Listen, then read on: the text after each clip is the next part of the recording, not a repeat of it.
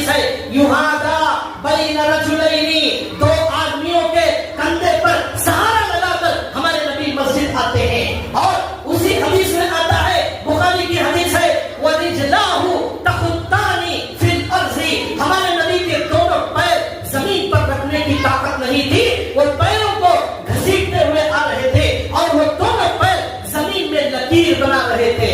وہ دونوں پیر زمین میں لکیر بنا رہے تھے، پیروں میں کھڑے ہونے کی طاقت نہیں تھی. اس وقت تک ہمارے نبی نے نماز نہیں چھوڑی.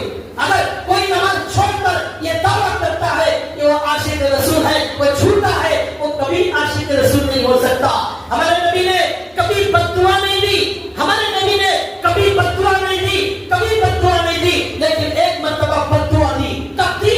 ایک مرتبہ غزوہ احزاب کے موقع پر، جنگ خندق کے موقع پر دشمن 10,000 کی تعداد میں آ گئے. وہ جنگ ایسی بھیانک ہو گئی کہ مسلمانوں کو، ہمارے نبی کو نماز پڑھنے کا موقع نہیں ملا اور نمازیں قضا ہو گئی، 4 نمازیں قضا ہو گئی. تو اس موقع پر ہمارے نبی صلی اللہ علیہ وسلم نے بد دعا کی، کافروں کو بد دعا کی، اور ہمارے نبی نے بڑی سخت بد دعا دی اور کہا، اے اللہ ان کافروں کے پیٹ اور ان کی خبروں، ان کے گھروں کو آگ سے بھر دیجئے، ان کی وجہ سے آج میری نماز قضا ہو گئی. یہ ہمارے نبی کی نماز سے محبت تھی.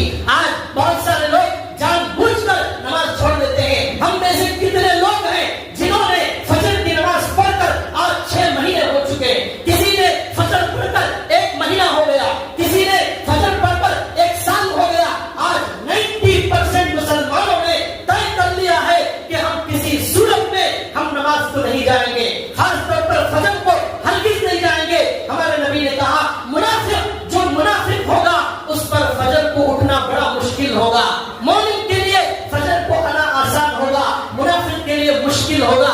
لیکن بھائیوں، ہم میں سے کتنے لوگ ہیں جو جان بوجھ کر نماز چھوڑتے ہیں اور ہمارے نبی زندگی میں کبھی نماز نہیں چھوڑے. ایک حدیث میں آتا ہے، صحابی رسول نے کہا، ہمارے صحابہ کے زمانے میں کوئی بھی صحابی مسجد میں آئے بغیر گھر میں نماز پڑھنے کی ہمت نہیں کرتا تھا.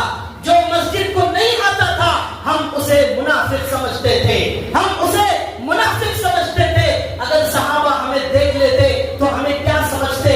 آپ ہمیں غور کرنے کی ضرورت ہے. وہ صحابی کہتے ہیں، ہمارے صحابہ اتنے بیمار ہو جائیں، چل نہیں سکتے، تب بھی وہ 2 لوگوں کے سہارے آ کر مسجد میں کھڑے ہو جاتے. یہ صحابہ کی محبت تھی، یہ صحابہ کا معمول تھا، یہ صحابہ کا طریقہ تھا.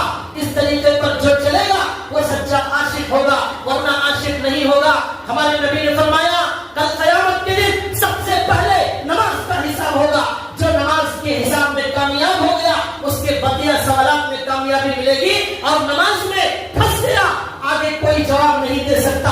بھائیو، آج ساری امت صرف 5 نماز پڑھنا شروع کر دے، خدا کی قسم دنیا کا کوئی دشمن اسلام اور مسلمانوں کی طرف نگاہ اٹھا کر دیکھ نہیں سکتا. نماز میں آج ایسی طاقت